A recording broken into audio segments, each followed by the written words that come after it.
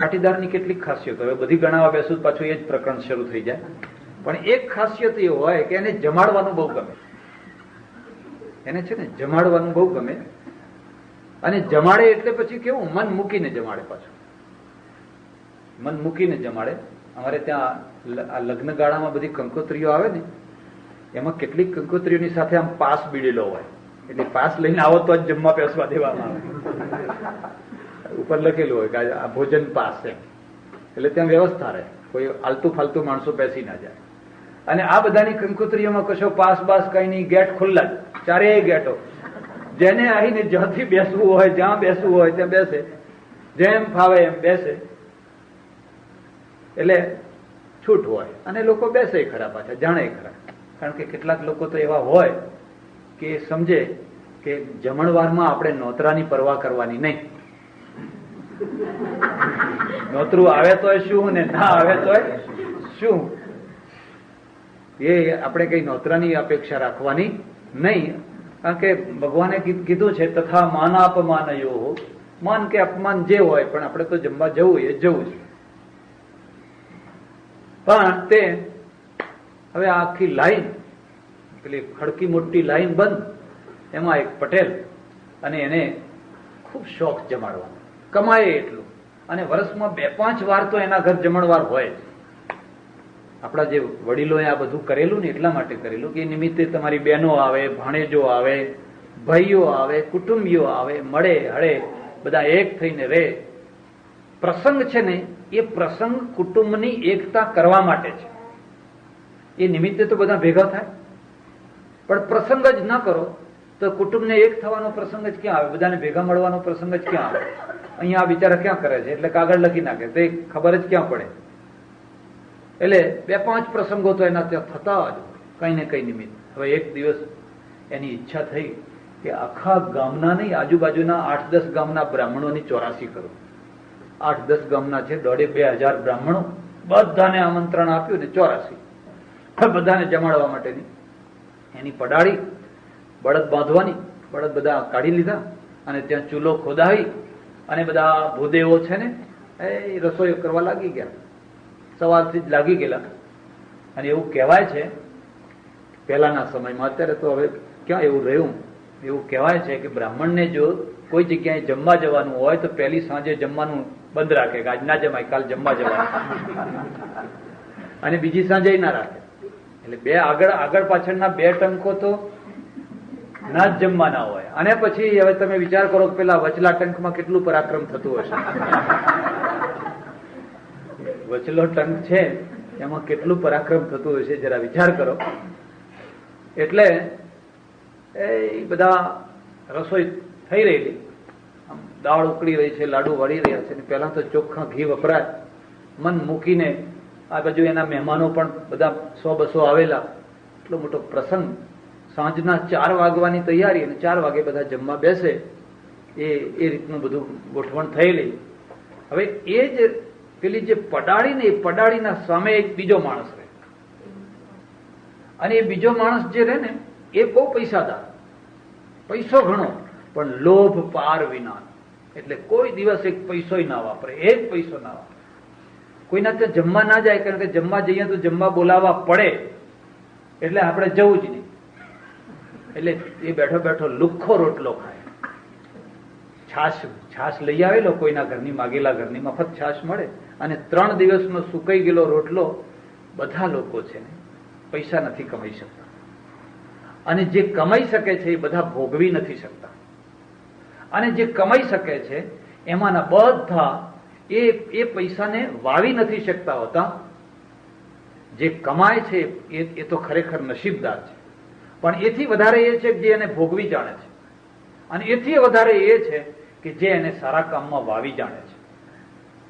હવે આ માણસ કમાયેલો ખૂબ પુષ્કળ પૈસો, પણ એક પૈસો ના પોતાની જાત માટે કે ના બીજા કોઈના માટે. એટલે લુખ્ખો રોટલો પેલા છાશ સાથે ખાય બેઠો બેઠો. તે કૂતરું આવીને સામે બેઠું. કૂતરાને તો ખાસ ટેવ હોય, અન્નની સુગંધ આવે કે કઈક મને ટુકડો મળશે એમ સમજી, અને એક કૂતરું છે તે કૂતરું આવીને સામે બેઠું. એટલે પેલા કહ્યું હટ હટ, 2-3 વાર આમ હટ હટ કહ્યું, પણ કૂતરું કઈ ખસતું હશે. 2 3 4 વાર કહ્યું ને કૂતરું ખસ્યું નહીં. જરા એને ક્રોધ ચડ્યો તો જમણા હાથમાં તો રોટલાનું બટકું હતું અને ડાબા હાથમાં પેલું જોડું ઉપાડ્યું. એનું જે જોડું હતું ને, હવે એ જોડું 12 વર્ષ પહેલા ખરીદેલું અને એના ઉપર થીગડા ઉપર થીગડા ઉપર તે એ 2 કિલોનું એક જોડું થઈ ગયેલું. એના એટલું મોટું થઈ ગયેલું, મૂળ ચામડું તો ગાયબ જ થઈ ગયેલું. એ ડાબા હાથમાં જોડું ઉપાડ્યું અને જોરથી પેલા કૂતરાના ઉપર જેવો ઘા કર્યો ને તો કૂતરું તો આમ માથું નીચું કરીને ખસી ગયું. પણ આ જોડું હતું ને પેલા બ્રાહ્મણોની જે દાળ ઉકળતી હતી ને એમાં પેલી જે દાળ ઉકળતી હતી ને એ દાળમાં જઈને જોડું પડ્યું અને દાળમાં જઈને જોડું પડ્યું અને જે છાંટા એના ઉડ્યા બધે. કારણ કે આ તો નાનું જોડું નહીં, પાછું આવડું મોટું. લાડુમાં, આમાં, ભાતમાં, શાકમાં બધે છાંટા ઉડ્યા. અને આ જમવાની તૈયારીમાં એવું કહેવાય છે કે બ્રાહ્મણને, ભૂખ્યો બ્રાહ્મણને છંછેડવો નહીં. જમાડીને પછી તમારે જે કરવું હોય કરો. એને જમાડી દીધા હોય ને પછી દસ્તાવેજ લખીને કહો ગોર બાપા અહીં અંગૂઠો કરો કે લ કરી દો, તમે જે કહો. પણ ભૂખ્યો હોય એટલે અને કહેતા તો રસોઈ બધી બગડી ગઈ. અને પછી જે દુર્વાસા, તો બધા દુર્વાસા જ, એ દુર્વાસા ને કોઈ વિશ્વામિત્ર ને કોઈ કઈ ને કઈ, જેના હાથમાં કડછો આવ્યો, કોઈના હાથમાં ઝારો આવ્યો, જેના મોગરી આવી કોઈના હાથમાં, એ પેલા બધા થઈને ટીપવા માંડ્યા. પેલા અમારી રસોઈ બગાડ. એક દુનિયામાં નિયમ છે, લોભિયો માણસ હોય ને એનો કોઈ મિત્ર ના હોય. જે સમય ઉપર ઉદાર ના થઈ શકતો હોય એનો કોઈ મિત્ર ન હોય. અંદર ખાનેથી લોકો ઈચ્છતા હોય કે એને કંઈક જરા કંઈક દંડ મળે તો સારું. એ બધા સારી રીતે ટીપ્યો. પેલો પટેલે નારાજ થયો કે મારી બધી રસોઈ બગાડી, મારો પ્રસંગ બગાડ્યો. પંચાયત ભેગી થઈને નિર્ણય કર્યો કે આ બધી રસોઈ બગડી એનો ચાર્જ ભરી દો. 10,000 રૂપિયા વસૂલ કર્યા. 10,000 રૂપિયા વસૂલ કર્યા. બ્રાહ્મણોને કહ્યું ભાઈ હવે કાલે બીજા દિવસે રસોઈ કરીને તમે જમજો. રાત્રે પેલાને ઊંઘ ના આવી. કોને? જીવાને. એનું નામ જીવો. એને ઊંઘ ના આવી કે 10,000 રૂપિયા આ જોડાએ. જોડા ઉપર એવી રીસ ચડી, એવી રીસ ચડી, એવી રીસ ચડી. એ રાતના 12 વાગે ઉઠ્યો અને જોડા હાથમાં લીધા અને ઉતાવળો સડસડાટ ચાલ્યો. કઈક ફેંકી દો હોય અમને, કઈક ફેંકી દો. 10,000 રૂપિયા દંડ કરાયો. ગામનો કૂવો અને કૂવામાં જઈને નાખી આવ્યો. એને નાખતાય ના આવડે. અને બીજો દિવસ થયો અને આખા ગામનું પાણી બંધ. પેલા જોડા છે ને એ જઈને ફૂટવાલમાં ચોંટી ગયેલા. ફૂટવાલમાં જઈને ચોંટી ગયેલા એટલે પાણી બંધ. આખું ગામ તરસ્યું, કકડાટ. અને કકડાટ કરે એટલે સાંજ પડતા લોકોએ કહ્યું ભાઈ થયું શું? તો કોઈ અંદર ઉતાર્યો માણસ કે જુઓ તો અંદર શું થયું. કે ભાઈ કંઈક ચોંટ્યું છે, કંઈક કાચવા જેવું કંઈક ચોંટ્યું છે. બહાર કાઢી ઉપર તો માણસોનું ટોળું બધું ભેગું થઈ ગયેલું છે કે આ શું છે જોવા માટે. અને બહાર કાઢીને એટલે કે આ તો જીવાનો જોડો. એમ તો જોડો કે જીવાનો. કાલ બ્રાહ્મણોની રસોઈ બગાડી, આજ બધાને તરસ્યા માર્યા. બોલાવો એમ કે બોલાવો. અને એને બોલાયો. આ તારો જોડો. હવે ના કેવી રીતે કહી છે? આખા ગામને તરસે માર્યું. આટલો ખર્ચો કર્યો. 10,000 બીજો દંડ. અને લે તારો જોડા લઈ જા પાછા. અને એને તો એમ થયું કે 2 દિવસમાં 20,000 રૂપિયા. હું મહિને 2 રૂપિયા નથી ખર્ચો કરતો અને આ 2 દિવસમાં મારા 20,000 રૂપિયા. એને જોડા ઉપર એવો સમસમી ગયેલો. મનમાં ને મનમાં એવો દુઃખી થયો. એને વિચાર કર્યો કે હવે આને કુવામાં નથી નાખવા. 2-4-5 માઇલ દૂર ગયો અને એક કબાડીની દુકાન, કબાડી જાણો છો? પેલી બધી નકામી વસ્તુઓ રાખે. એને જઈને કહ્યું કે આ જોડા વેચાતા લેવા છે. એ કબાડીએ કહ્યું કે આમાં વળી શું થીગડા છે, આમાં તો વળી શું વસ્તુ? કે નહીં, આ તો તમારે લેવા હોય તો કે 2 પૈસા મળશે. તો કે ચાલો ને 2 પૈસા તો 2 પૈસા કંઈક કમાયા તો ખરા ને. અને 2 પૈસામાં જોડા આપી દીધા. ઘાસ છૂટ્યા. આવે ઘેર આવ્યા. થોડીક વાર થઈ હશે ને કબાડીના ત્યાં ચોર આવ્યા. ચોરે વિચાર કર્યો કે ચોરી કરવા જવું છે તે આપણે એવા જોડા લઈ લો કે પછી ફેંકી દઈએ તોય ચાલે. એટલે એને પેલા કબાડીને પૂછ્યું કે ભાઈ તમારે ત્યાં કોઈ ઉતરેલા એવા જૂના એવા કોઈ જોડા છે કે આ હમણાં જ આયા છે? કે શું આપશો? કે 2 આના લઈ જાઓ. અને ચોરો અહીંયા જોડા લીધા અને જોડો પહેરી અને ચોરી કરી, નગર શેઠના ત્યાં ચોરી કરી અને ચોરી કરીને ભાગ્યા અને થોડેક દૂર જઈને જોડા છોડી દીધો.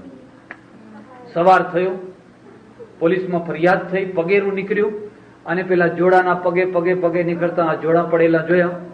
અને આ જોડા એવા પ્રસિદ્ધ કે પોલીસના હાથમાં આવતા, હાલે આ તો જીવાના જોડા હે, પકડો પકડો એમ કે. એના પ્રત્યે કોઈને લાગણી નહીં, કારણ કે એને કોઈના ઉપર લાગણી બતાવેલી જ નહીં. એને કોઈને ચા પીવડાવેલો નહીં, એને કોઈના માટે ઘસાયેલો નહીં, કોઈના માટે એના હૃદયમાં લાગણી રીતે આખી દુનિયા એના ઉપર કોઈ લાગણી કરવા તૈયાર. અને જીવાને પકડ્યો, હે ચાલ આ જોડા કોનો? કે મારા છે. બસ પૂરી દો જેલમાં, તે જ ચોરી કરી છે. મારી મારી બોલ, સાચું બોલ. કે ના મેં નથી કરી. અને છેવટમાં 25,000 રૂપિયાની ચોરી થયેલી, 25,000 ભરી દો છૂટી. 25,000 ભરી અને પાછો એ છૂટ્યો.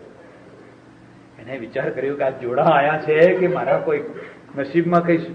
બહુ દુઃખ થયું. છેવટમાં વિચાર કર્યો કે હવે તો આને એવી રીતે ફેંકું કે કોઈ હાથમાં જ ના આવે. થોડેક દૂર એક પહાડ, ઊંચી ટેકરી, ડુંગર, એ ડુંગરના ઉપર ઠેઠ ચડ્યો અને ડુંગરના ઉપર ચડી અને પછી હાથમાં જોડા લઈ અને જોરથી ફેંક્યા કે જજો મારા બાપની પાસે એમ કરીને જોરથી ફેંક્યા. અને કે હાશ હવે શાંતિ. પણ બન્યું એવું કે નીચે છે ને, તો નીચે એક દરગાહ, અને દરગાહમાં પેલી નવાબની બેગમ છે ને એ નમસ્કાર કરવા આવેલી ને એને આમ નમસ્કાર કર્યા ને પેલા જોડા ઉપર હતી આવી બરાબર માથા ઉપર પડ્યા. સાથે બધા પોલીસ ને બધા માણસો, હે કે બેગમ ને જોડું કોણે માર્યું? બેગમ નવાબની બેગમ જોડું, આ જોડું આ તો જીવાના જોડું. અને નવાબની બેગમના ઉપર એ જોડું પડ્યું એટલે નવાબે કહ્યું કે એને ફાંસીએ ચડાવી દો અને એની બધી મિલકત છે એ બધી મિલકત છે એ જપ્ત કરી નાખો. બધી મિલકત જપ્ત થઈ ગઈ અને એને ફાંસીએ ચડવું પડ્યું. એટલે આપણા ત્યાં કહેવું પડ્યું, માખીએ મધ ભેગું કીધું, ના ખાધું ના ખાવા દીધું, પારધીએ લૂંટી લીધું રે. એક પેલા ભોજા ભગતનો ચાબકો છે, જવાનું નક્કી, માખીએ મધ ભેગું કીધું, ના ખાધું ના ખાવા દીધું, પારધીએ લૂંટી લીધું રે.